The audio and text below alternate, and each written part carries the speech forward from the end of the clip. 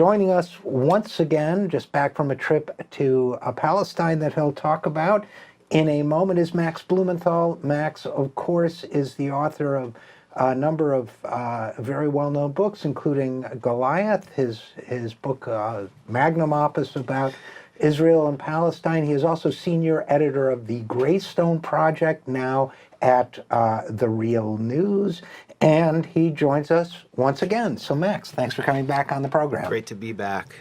So before we go into your trip, I do have to mention, because you've been a little bit in the news lately, that I was a longtime fan and supporter of the Southern Poverty Law Center. Although I don't read everything they put out, I was reading through them the other day, and I saw them talking about you. And it's a legal matter. You may not be free to discuss it, but I did see that at one point they wrote an article that seemed to connect you with global fascism and the puppet strings of Russia and all that. And then I saw the article had been taken down because of a legal challenge. And so, number one, on a personal level, just speaking for myself only, I was very disappointed to see the SPLC get in the smearing or guilt by association racket, which is not what I associate them with. And I thought the piece was A, very poorly substantiated, and B, terrible grammar. I mean, just badly written as a writer, badly crafted as if it hadn't been edited. So now they're saying they haven't reviewed it, they've taken it down and so on. So I'm disappointed in them about that. And I did want to mention it before we get going. Have anything to say about it, or? Well, this piece, first of all, was written by a freelancer, and I don't want to lash out at the Southern Poverty Law Center. I really appreciate their sincere apology, and that was the language they used, a sincere apology. The piece was fully retracted. It was reviewed by the Southern Poverty Law Center. It appears that its leadership didn't even know it had been posted, and they reviewed it and retracted it because it was from top to bottom filled with falsehoods. The framing was false, and it attempted to lump me in with fascists. Let's leave fascism. I mean, it's kind of an empty signifier. I've really dedicated myself as a journalist since I began to opposing racism, to opposing war. And so many of the people who were smeared in it, that's why they got into journalism. That's why they got into activism. I mean, you're talking about veteran anti-racist activists like Brian Becker being smeared in this piece. So it was just a disgusting piece, and it needed to be challenged, and it needed to be, the Southern Poverty Law Center needed to be forced to review it, and that's what happened. It was fully retracted and apologized for because it was just so despicably slanderous and filled with falsehoods. And I'm going to stand up for myself, and I'm going to stand up for other journalists who have been principled anti-racists and anti-imperialists who are now under attack like never before because they're dissident journalists. And the establishment has come back with a vengeance in the Trump era, and it's trying to eliminate all opposition, not only to its right, but to its left, and we're much weaker on the left.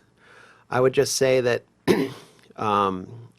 whatever legal action was taken, and I think that this was taken down because it was false, but whatever legal action was taken cost me $20 and maybe a couple drinks. The Southern Poverty Law Center's budget is $33 million. Its endowment is something like $135 million.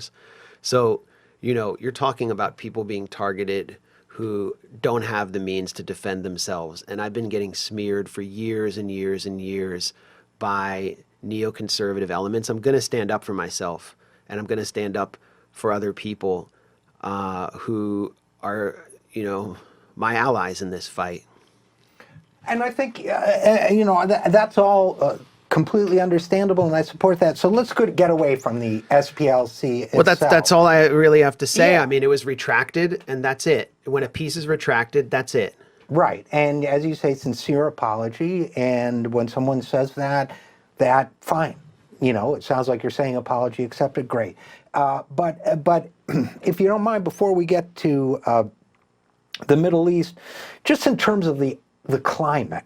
And again, nothing to do with SPLC or anything, but the broader climate where if you talk about things that used to be mainstays of old-fashioned liberalism as well as leftism, things like détente, things like negotiating with your enemies, things like reducing the number of nuclear weapons in the world, things like looking for solutions other than war as a first response to a crisis situation, whether it's in Syria or anywhere else in the world, bumper stickers that say war is not healthy for children or other living things. Whatever it is, this used to be a mainstay of liberalism. It seems to me when you talk about the establishment fighting back in the era of Trump, that one of the ways that it is fighting back is, in this case I would say the national security establishment, is by driving a wedge between old-line Democrats and liberals of a certain type, and perhaps of a certain age as well, but I think it's more of a certain leaning, and people who are genuinely committed to those ideals that always get lip service among liberals, so that if you write something suggesting, let's say, a negotiated outcome to a crisis situation somewhere in the world, you are now going to get the attack. I've gotten it myself. You're Putin's puppet, you're doing the enemy's bidding, you're blah, blah, blah. In other words, which is classic Cold War rhetoric from liberals who were classic Cold Warriors in the 50s and 60s directed against the left. You hear people like Catholic and the Nation fighting back saying it's not the new McCarthyism. Yeah. To me, it seems inseparable from the old McCarthyism because it's the same wedge politics. But what are your thoughts on that? In a lot of ways, it's more terrifying. And I couldn't have said it any better than you just did, or summed up the mood right now. But in some ways, it's more terrifying than the old McCarthyism, because the old McCarthyism targeted people, and I mean, obviously, McCarthy cast a pretty wide net going after Edward R. Murrow, targeted people as communists, and it forced them to make these whimpering statements. Like, I thought, actually, I was listening to Edward R. Murrow's, some of his broadcasts, challenging McCarthy, and I thought, this guy's kind of pathetic. Like, all he's doing is virtue signaling his opposition to communism and opposition to socialism and his love for the American, war machine. How is that like a viable response? There is no solidarity with actual communists and socialists who were attacked. But that was the old McCarthyism, going after communists. The new McCarthyism goes after anything that can be remotely connected to Russia or the Russians. You notice how people always say the Russians, so they don't even have to say the Russian government. So RT, is not directed by the Kremlin. The Kremlin doesn't send talking points to the reporters in there. Like, the people I know who work in there aren't getting direction from the Kremlin, but now it's Kremlin directed. And anyone who goes on as a guest, or if I go on Brian Becker's left-wing show, whose co-host is the famous CIA whistleblower John Kiriakou on Sputnik, if I go on there, that's, a strike against me, because the Russians. So anything Russian, and then anyone can be accused of echoing Kremlin talking points if you oppose regime change in Syria, which would be a disaster. It would be another Libya in the heart of the Middle East. If you challenge Western policy in Ukraine, where you have literal Nazis from the National Corps Azov Battalion marching on Kiev to, quote unquote, restore public order, and putting a Jewish community that's been vibrant for the past decades under threat. If you challenge that, where the U.S. is arming the Azov Battalion, you're echoing Kremlin talking points. So that just by what you merely say, if you challenge the ravages of American empire, which are now directed, according to Trump's national security doctrine, against Russia and China. If you challenge that, and if you're a principled anti-war, anti-imperialist person on the left, even a principled liberal on some level, you're going to get accused of echoing Kremlin talking points. And that's the new McCarthyism. That's why it's so dangerous. And I said from the beginning, I said in early 2017, I said that, everybody thinks that this Russia stuff is just about getting Trump on collusion, and it's just some like little Hail Mary so we can impeach him within 6 months and then have a constitutional crisis and bring Hillary Clinton back in, or I don't know what fantasy, the resistance was entertaining. I said, no, this is going to go on far longer than Trump, and it will be used to basically purge the dissenting left from media and from any political influence in this country. It will blow back on the left, and that's what's happened. And I'm Exhibit A. Well, and I've been predicting the backlash toward the left too, because from the very beginning, you had the Clapper report issued in January of 2017 at the end of the Obama administration, which on the basis of extraordinarily flimsy evidence said, in effect, the Russians have put a far-right president into power, and they did it by promoting the left, and therefore, by implication, we must crush the left. And that's what it's been ever since. And to me, there have also been all sorts of fascinating ways that mainstream Democrats have run with this. I think of Donna Brazile, for example, tweeting out, referring to the Russians as the communists. Yeah. And I was Soviet Yugoslavia, according to Joy Reid. And right, who also, by the way, says she feels more comfortable with former Bush administration officials like David Frum nowadays. And then said, I don't know why that is. Well, I think I know why that is. But the notion that that the Russians are communists and communists, of course, are leftists. Therefore, we all subliminal. Maybe in some cases they're not even thinking about their association.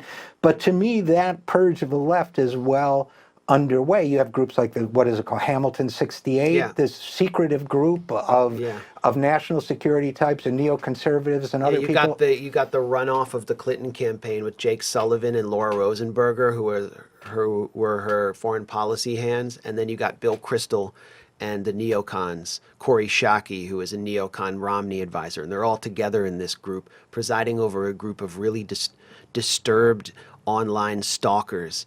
Who I exposed at Alternet, and they have this list of bots that they follow that they say are Russian bots, but they won't say what those accounts are. And Clint Watts, who's like this now become this like Russia expert, even though he has no expertise in Russia, he's an NBC contributor. He testifies before Congress.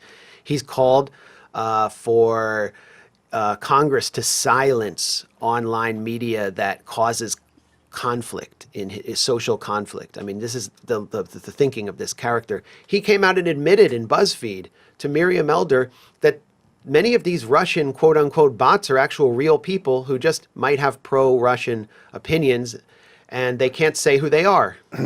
And by pro-Russian, they mean that they hold opinions that somebody in Russia, according to their judgment, may also hold. In other words, not that they get emails from the Kremlin and decide what to do, but they're individuals whose opinions may align with certain policy positions of the Russian government, according to this secretive group. Yeah, and then you look at their like bot tracker, and they track what hashtags are trending that day, and then you have like the Democrat consultant class will screenshot that and tweet it out and say, oh, looks like the Russians have created this hashtag, release the memo or something like that, when it was actually conservatives who created the hashtag. And again, we don't know who the bots are that they're tracking. And then they list certain outlets as vehicles for Kremlin influence. And they've listed everything from ESPN.com to Stars and Stripes to The Intercept. But this is accepted on faith. I mean, we're talking about, if anyone's listening now, Hamilton 68, the Russian bot dashboard, which is operated under the auspices of the German Marshall Fund through a strange neoconservative and liberal group called the Alliance for Securing Democracy. And if you Google that right now, you'll find probably hundreds of articles, at least dozens, in mainstream outlets from the New York Times to the Washington Post to Politico, taking this seriously. And it is an absolute sham. We have to see it for what it is. It's domestic propaganda. I mean, we are being propagandized in a way that people in authoritarian countries are not, because they know they're being propagandized, and we think that this is an open democracy and that we're playing in the free marketplace of ideas. So it's so insidious. And we've seen democratic opinion just completely shift on issues of war and peace to the point where for the first time, RJ, in recorded history, a majority of Democrats favor sending U.S. troops to Latvia to defend against Russian invasion. Democrats are willing to send Americans to fight and die for little Latvia because of this tidal wave of Russiagate propaganda. It's what, excuse me, I'm sorry, I got a little. It's what the political scientist Sheldon Wolin used to call inverted totalitarianism. The notion that you create the illusion of democracy while giving people a limited sense of choices and rallying them around one that is your own preferred choice.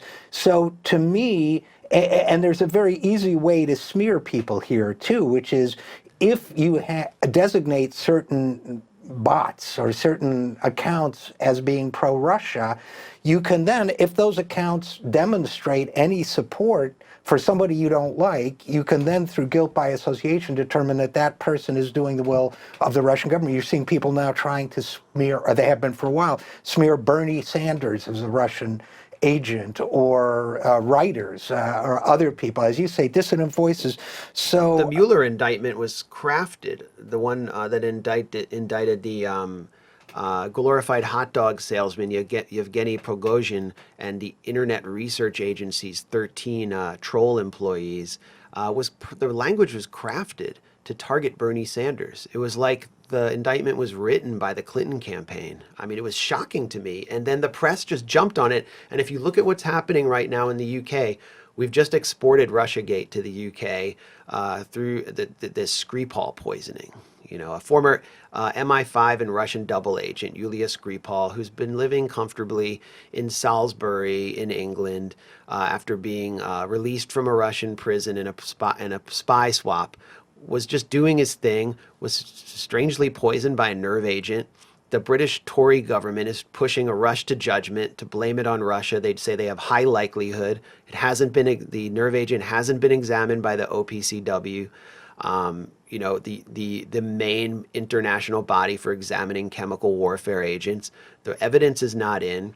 And so the entire British press, British tabloids, even a wing of Labour, the Blairite wing of Labour, has turned on Jeremy Corbyn, the leader of Labour, the real, I'd say the most principled figure in Western politics right now, who leads a major party. And they're trying to paint him as a Russian agent because he has urged caution and careful examination of the facts before a rush to judgment that could lead to an international catastrophe. And I find that terrifying. I mean, we don't know where this will lead. Me and you were just talking about how it affects people's reputations and it marginalizes the left. But we're talking about like millions of lives here. We're talking about nuclear conflict. And when Vladimir Putin, in his address to Russia, which was really projected outwards, he wasn't talking about domestic, social, and cultural issues like an American president does. When he said, we have an intercontinental ballistic missile that can penetrate any of the anti-ballistic missile systems that you've put on our borders, what he was saying to the Americans is, you won't listen to me, you won't negotiate with me, you won't talk to me, and you're running this insane campaign across the West to demonize me and this entire country and anything Russian. If you attack me, I have serious deterrent capacity. And so he was saying the same thing that Kim Jong-un is saying. Don't screw with me. And because that's what they've been reduced to by this insane campaign, and that should terrify everyone.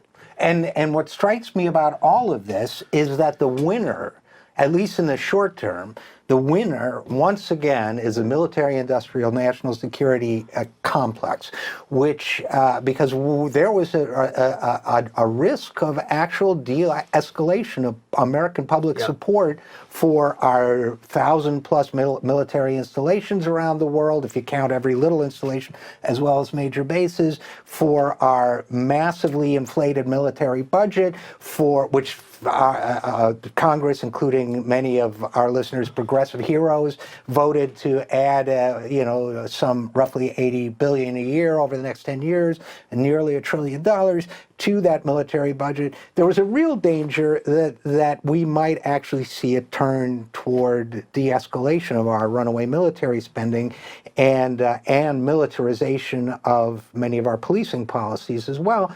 And instead, what we've gotten is an escalation of the fear. I think now it's politically impossible, or virtually impossible, for any Democrat in Congress, for example, or it's certainly very difficult to say, no, I think we should dramatically cut our military budget at this point, because the drums of war are being beaten, and we don't really have a lot of voices calling to de-escalate them, and the ones we have are being demonized, whether it's the Bernie Sanders guilt by association or some of our journalists and activists. So we should point to Bernie Sanders and Mike Lee's important resolution calling on the AUMF, the authorization of military force, to be invoked and debated on Yemen, where the U.S. is backing the Saudi military in the worst, in creating the worst humanitarian catastrophe in the world. Mohammed bin Salman, the Saudi crown prince, was just in the UK meeting with Theresa May, and through BAE Systems, which is the major UK military contractor, they inked a sale for 18 Osprey jets to be used by the Saudi military to slaughter Yemeni children. The BAE shot up on the stock market. I mean, stocks were up because of that deal, because of that meeting. And so this really shows us how the military-industrial complex is so opposed to anything that would remotely resemble diplomacy, détente, or de-escalation. And Bernie Sanders and Mike Lee have this important resolution on Yemen. And, when I talk to people who've been involved in crafting the resolution at the staff level on Capitol Hill, they say, well, we expect serious opposition from lobbyists for the defense industry. That's, and they're stooges on Capitol Hill. So it's profits over the poorest people on earth being slaughtered by Western bombs and Western-made Saudi jets. That's really you can see it all in Yemen. It's just a microcosm of what we're talking about. Yeah, and I'm so glad you brought up that resolution, because we in this country, a lot of people tend to dehumanize people from other parts of the world. Yemen, historically an oasis of peace, beautiful country, center of learning, beautiful ancient architecture, many things, nice people as you get everywhere in the world. A horror show of children, as you say, being slaughtered, of other people, of starvation, of just, and the fact that, and in Washington, D.C. culture that supposedly idolizes bipartisanship. Here you have one of the most conservative members of the Senate and one of the most left-leaning members of the Senate coming together to say, Red-Brown alliance. Right. Stop this slaughter. And nobody's paying. First of all, the press isn't covering it very much, the mainstream press. And secondly, we're not getting a lot of support for what they're trying to do. So, but before any more time transpires, I do also want to talk about your recent trip to the Middle East and what you found there, and what we're going to see as a result of that. So, Max, you recently went to Israel and Palestine, and first of all, they let you in, so congratulations on that. Thank you. And secondly, what was the purpose of your trip? Well, the purpose of my trip was to produce a series of documentaries, and also for me to just kind of see the place again for the first time in a few years. I was freelance producing with RT, and that actually is a network that's taken seriously in other parts of the world. Our first documentary was on the Tamimi family. Ahed Tamimi has become a symbol of international resistance. She's a 17-year-old woman who was arrested for slapping a soldier who was raiding her village. And her village, Nabi Saleh, is a place I've been close to in my time covering Palestine. I've spent time with those families. I've stayed in their homes when they were expecting night raids. I know them, and so I wanted to go back and see how things have progressed in that village. They've been resisting occupation with weekly unarmed demonstrations as a settlement steals their land just across the road, and soldiers just routinely raid their homes, take children out of their beds and jail them. And Ahed grew up in that atmosphere. She has been in the faces of soldiers since she was a kid. I actually filmed her when she was 10 years old, screaming at soldiers who were in her village. And, this time she was filmed slapping a soldier. She thought that her cousin had just been shot in the head, and she was furious about that. She thought he was dead. He miraculously lived, and we managed to interview him for this documentary. He's missing a piece of his skull, but he's doing fine. And she was jailed after a campaign of incitement by the Hebrew press. And she really frightened Israel, and this family, the Tamimi family, frightens Israel, because that village, Nabi Saleh, bears the legacy of the Crusaders who have intertwined their blood with the indigenous Palestinians, and so they have light skin and blonde hair and blue eyes. And they are also secular, and they put women out in front of these demonstrations. The women play an equal role. So they've completely complicated or exploded the Israeli stereotype of what the terrorist is. And it's impossible to present them as terrorists and market them as terrorists in Israeli society. So having her as this symbol is really screwed Israelis up in a lot of ways. And, I've met quite a few American Jews who've told me, just following this case of Ahed Tamimi has really caused me to rethink my support for Israel. They're jailing children, and children look like my children. So yeah, it's racist in a way. Sure. But it's really interesting. So our first documentary is The People of Israel versus Ahed Tamimi, and the second one comes out tomorrow, and it's called Crime Minister, and it's about the trials of Benjamin Netanyahu. We were able to kind of visit the weekly demonstrations that are erupting across Israel around Netanyahu's alleged corruption. He's facing all of these corruption trials, and you talk to Palestinians about it. Netanyahu and his rich oligarch buddies are exchanging cigars and champagne for favors and media broadcast licenses, the usual crap.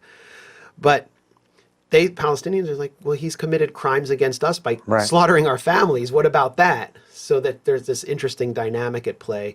And I managed to actually get into the Gaza Strip. I wrote a book about Gaza called The 51-Day War. I was there during the war in 2014, and continued to document it afterwards. And so getting to go back to Gaza after all these years and see a society that's still under siege, where rebuilding hasn't really taken place. They haven't been really able to recover from this war, and now they're facing the worst humanitarian crisis in their history.